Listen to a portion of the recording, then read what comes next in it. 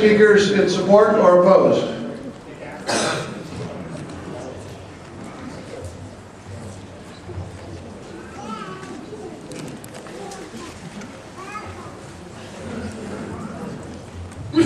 First of all, never mess with a parliamentarian who's running for judge.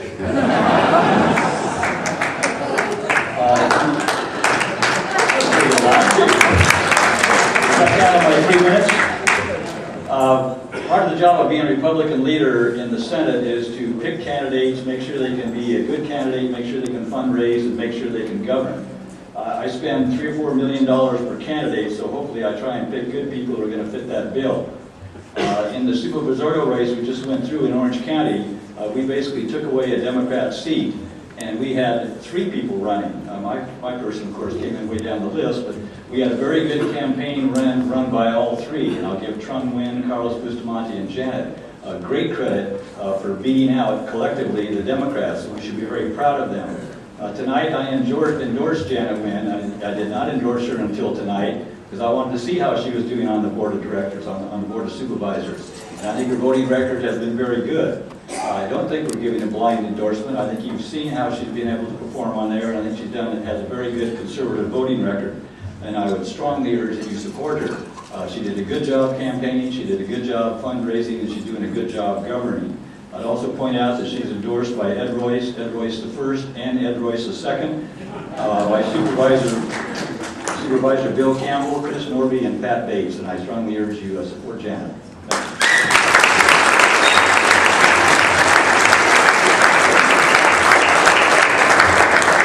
Is there another speaker in opposition?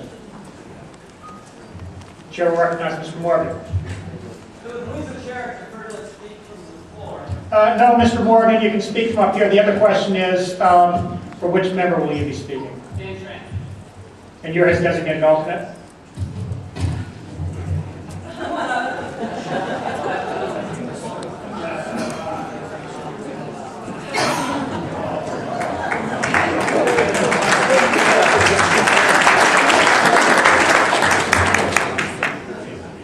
Good evening. I'm here this evening on behalf of Assemblyman Van Tran, and we would like to urge this committee to make the prudent decision and wait on this vote. There's plenty of time as this campaign progresses to make a better informed decision on who this committee should endorse for the 1st Supervisor District. As of now, there's no strong Democratic candidate announced.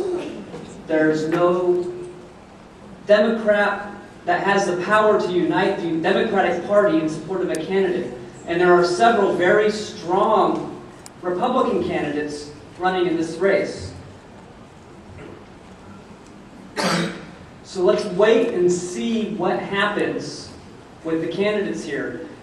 This committee was surprised in the first election with the Little Saigon vote, which voted overwhelmingly in support of Janet Nguyen. In a very low turnout scenario in the June election, this committee could be surprised again, as the Vietnamese community will still continue to have their support for Janet Nguyen, who is the most popular candidate in that community. So again, on behalf of Assemblyman Van Tran, I urge you to wait and make the prudent decision and see what's going to happen with this campaign before making your final decision. Thank you.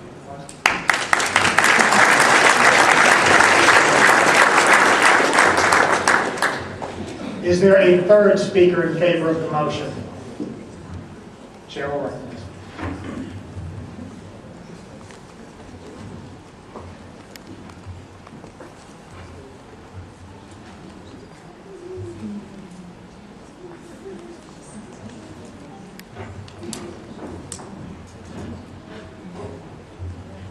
Hi, my name is Valerie Dickerson, and I represent the 67th Assembly District. And since Mr. Morgan brought the sympathy vote for the little girl, I'm pregnant. So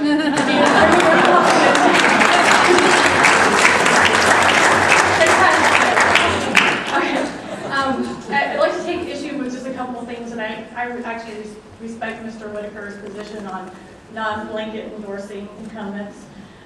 But I'd like to make a couple points. First of all, George W. Bush didn't have a mandate either, supposedly, in his 2000, where he had a recount.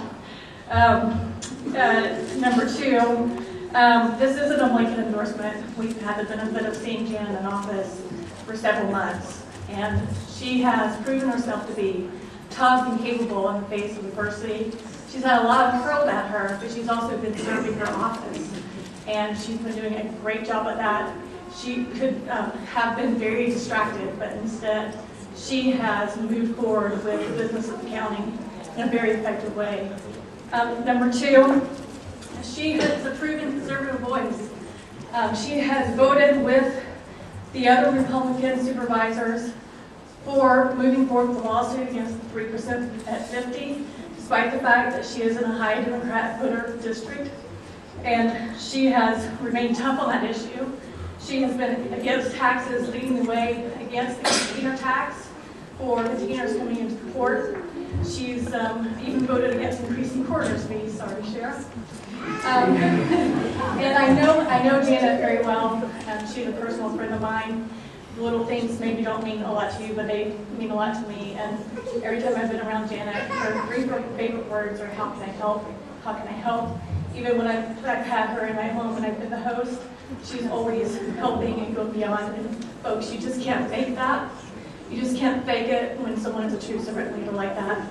So I ask you to join me in supporting, endorsing. To those who say that there's no mandate and there's not a united front against potential Democrats in this district, tonight, you guys, if we endorse her, there will be a united front, and that's what we need to keep the seat Republican. So I thank you for your attention.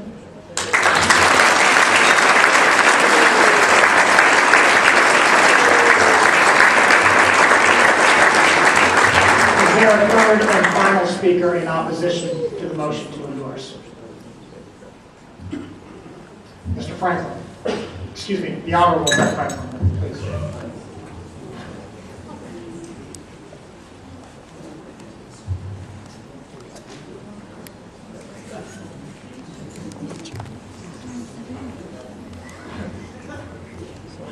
Thank you, Mr. Marsh. Thank you for the opportunity here to speak a little bit. First of all, I want to say that, as was said by some earlier, I personally have endorsed Janet for re-election, so this isn't anything to do with Janet.